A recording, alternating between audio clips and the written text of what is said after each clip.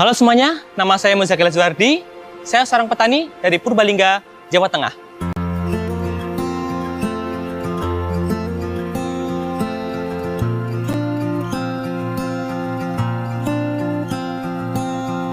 Keseharian saya sebagai pengusaha di bidang agribisnis, di mana saat ini saya menggeluti urban farming, dan juga kita bisa lihat sekitar kami, kita produksi untuk hidroponik, ada selada, ada pakcoy, daun mint, dan berbagai macam jenis yang kita suplai untuk toko dan swalayan ataupun resto sekitar.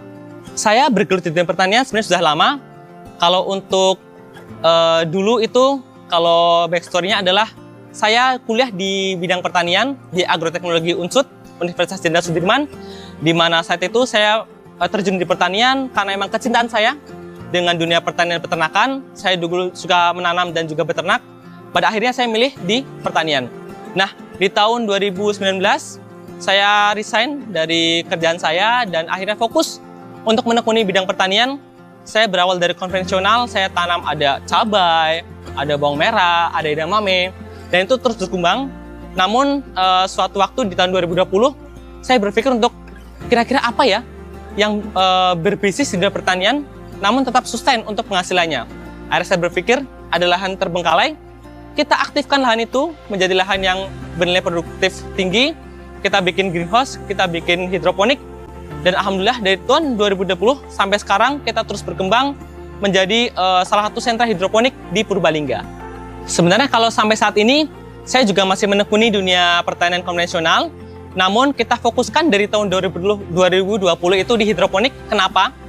Karena hidroponik itu saya lihat pangsa pasarnya masih sangat luas. Dan juga dengan hidroponik ini dan juga penerapan greenhouse, kita bisa memiliki produksi hasil panen yang stabil di tiap bulannya. Sehingga saya bisa menghitung perkiraan bulan depan saya dapat berapa, kemudian cash flow saya bagaimana, kemudian yang jelas untuk hidroponik ini lebih mudah untuk mendapatkan kualitas yang top. Kenapa? Karena kita bisa mengatur keadaan eksternal di sekitar budidaya tanaman ini sehingga kita bisa menghasilkan tanaman dengan meminimalisir atau meminimalkan dari hama dan penyakit. Jadi kita bisa menghasilkan tanaman dengan produk yang luar biasa dari kualitasnya, bobotnya, warnanya yang disukai oleh masyarakat sekitar.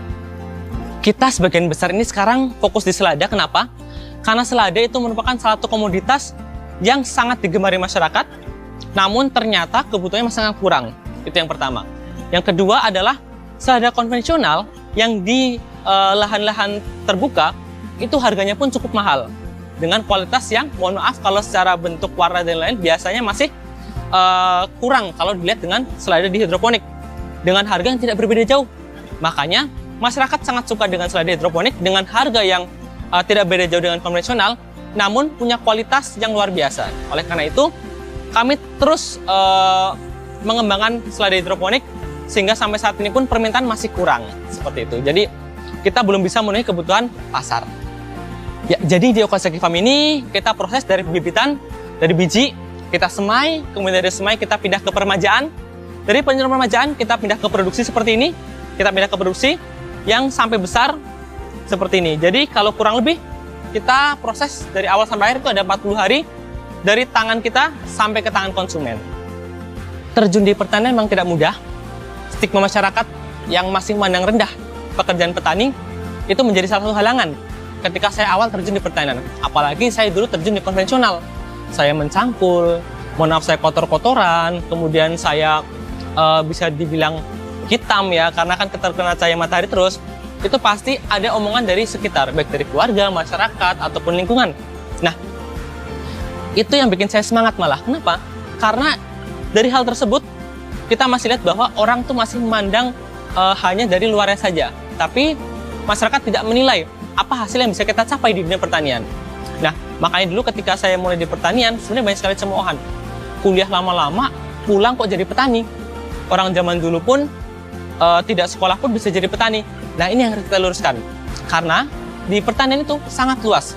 Dan edukasi di perkuliahan pertanian itu tidak sekedar kita menanam. Namun seluruh sektor, dari internal maupun eksternal kebutuhan tanaman, kemudian dari marketing, dan lain-lain kita perhatikan juga.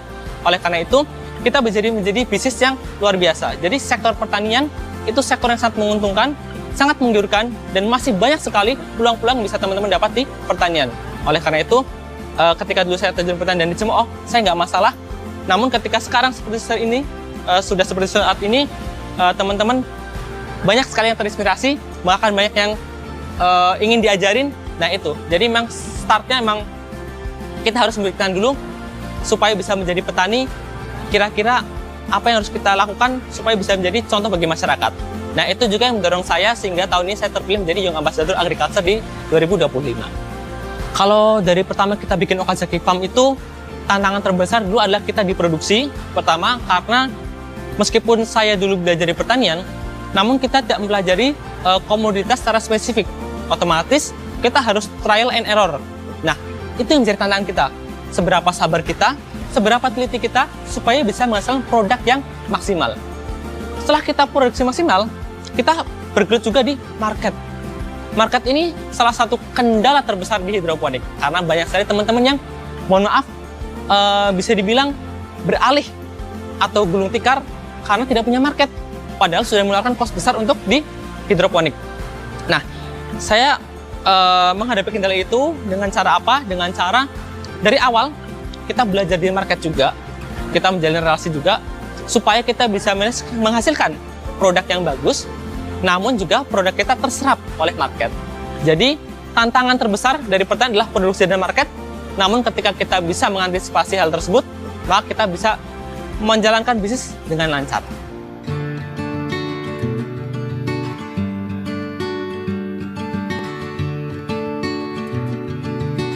Kebetulan kalau di hidroponik sendiri, kalau gagal panen total, alhamdulillah kita belum pernah, karena kita selalu mengantisipasi hal-hal yang akan menjadi ancaman bagi usaha di agribisnis ini. Namun kalau kita ngomong pernah nggak sih kita buang produk? Pernah.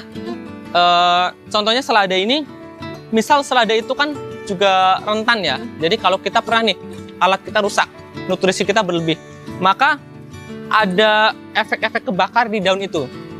Nah, karena kita menjaga kualitas, maka produk-produk yang menurut kami tidak layak untuk dipasarkan akan kami keep dan tidak kami jual. Kenapa nggak diobral? Nah, karena sekali kita mengobrol barang, maka sampai kapanpun biasanya orang akan menunggu kapan obral lagi. Sehingga kita keep produk itu, namun tidak kita buang. Kita manfaatkan menjadi pakan. Nah, selama ini ketika produk-produk ataupun bisa dibilang reject dari produk kami ini, kita manfaatkan sebagai pakan di bidang perikanan. Jadi kita juga ada kolam yang kita manfaatkan dalam dunia pertanian ini. Kalau bisa kita zero waste, jangan sampai ada produk terbuang, apalagi sampai mencemari lingkungan. Kalau kita ngomong hidroponik ini, kalau kunci suksesnya adalah ketekunan. Kenapa saya bilang ketekunan? Karena biasanya orang-orang itu kalau misal belajar hidroponik, itu karena mereka melihat pelaku hidroponik. Dilihat, kalau orang main ke sini pasti terlihat, wah mas ternyata main hidroponik itu gampang ya. Mas hidroponik itu ternyata nggak susah ya. Memang betul, tidak ada tenaga yang kita keluarkan secara berlebih. Tidak harus mencangkul, tidak harus membersihkan rumput-rumput. Namun yang perlu kita tekankan adalah ketekunan. Kita harus rajin untuk mengecek nutrisi, mengecek air, kemudian kita ngecek tanaman, kira-kira pertumbuhannya bagus atau enggak. Jadi kalau kita ngomong, apa yang paling perlu diperhatikan adalah kita terus tekun dan juga kita terus mengecek kondisi budidaya tanaman kita supaya tidak terjadi kerusakan-kerusakan yang tidak kita inginkan. Menjadi petani itu tidak hanya memikirkan diri sendiri, tapi juga memikirkan lingkungan. Nah, kalau di pertanian ini yang kita geluti adalah kita pertama berdayakan masyarakat sekitar. Kemudian yang kedua adalah kita memproduksi sesuatu yang bisa bermanfaat bagi orang lain. Nah, produksi kita juga bisa membantu perekonomian sekitar. Contohnya apa? Contohnya dulu di Purbalingga belum banyak yang mengembangkan hidroponik, terutama untuk seladanya. Kita kenalkan ini supaya UMKM juga bisa berkembang dengan produk-produk yang maksimal. Selain itu, kita juga mengedukasi masyarakat dan lingkungan, dan juga pihak di bidang akademisi. Kita sering untuk melakukan pelatihan, kita melakukan penyuluhan di bidang pertanian, dan juga kita juga membimbing desa-desa sekitar yang ingin bergerak di bidang agribisnis. Contohnya apa? Contohnya adalah ketika yang sekarang saya jalani adalah kita juga membina BUMDes-BUMDes sekitar di daerah Okazaki Farm ini. Kita bantu, kita arahkan, kita kasih SOP, kita bantu di marketnya juga supaya teman-teman di sekitarnya ketika kita mereka mau terjun di pertanian, maka tidak akan kesusahan. Jadi bentuk budaya kami adalah kita membantu masyarakat sekitar supaya bisa berkembang baik secara personal maupun secara bisnisnya, seperti itu. Kalau untuk di farm kami ini, pasarnya adalah daerah Kabupaten Banyumas dan juga Kabupaten Purbalingga, di mana pasar kami kebanyakan adalah resto, kemudian toko, swalayan. Jadi itu beberapa sektor usaha kami di situ. Sebenarnya ada juga beberapa sektor juga dulu, ada hotel dan lain. Dan pada akhirnya sebenarnya sampai sekarang pun masih banyak permintaan yang belum bisa kami penuhi. Jadi kalau kita ngomong di 2 kabupaten ini, masih banyak sekali kebutuhan masyarakat, kebutuhan resto yang belum terpenuhi. Sehingga ini menjadi peluang bagi teman-teman yang ingin bergelut di bidang agribisnis. Sampai sekarang alhamdulillah, apalagi di hari besar, tahun baru, kemudian Idul Adha, Idul Fitri, kemudian akhir tahun, Natal, dan lain itu, permintaan produk pertanian itu pasti meningkat. Nah, ketika hari besar itu, produk kami itu bisa kurang sampai bertonton. Permintaan itu sangat banyak sekali. Oleh karena itu, kalau kita mau market, di sekitar kami, ataupun di lingkup, karena saya di Jawa, lingkup kami itu masih sangat luas untuk permintaan di produk-produk, terutama di produk hidroponik. Berkembangnya Okazaki Farm ini tidak lepas dari peran-peran stakeholder sekitar, baik dari Kementerian Pertanian, kemudian dinas sekitar, dan juga teman-teman akademisi sekitar kami, yang mengembangkan kami, mengajari kami, juga memberikan banyak pandangan. Contohnya di tahun kemarin kita mengikuti kurasi dari Kementerian Pertanian, sehingga dinobatkan menjadi Young Ambassador Agriculture di 2025 ini, merupakan suatu kebanggaan bagi kami, dan juga kami banyak terima kasih, karena dengan hal tersebut, kita banyak memiliki jalinan relasi bisnis yang lebih luas lagi, kita bisa memiliki banyak peluang lagi, dan juga dari lingkungan sekitar pun, akademisi pun juga sangat mendukung kami, dan juga dengan adanya hal tersebut, seperti Kementan, kemudian dinas, dan juga akademisi itu, kita bisa mengembangkan produk dengan lebih baik lagi. Untuk masyarakat dan anak-anak muda di luar sana, saya selalu tekankan untuk jangan gengsi jadi petani. Kenapa? Karena sektor pangan tidak akan pernah mati. Jadi teman-teman nggak usah khawatir, kalau terjun di pertanian dengan ilmu yang matang, pasti tidak akan yang namanya merugi. Kita akan selalu cuan dengan segala sesuatu yang kita terapkan dan perencanaan yang baik.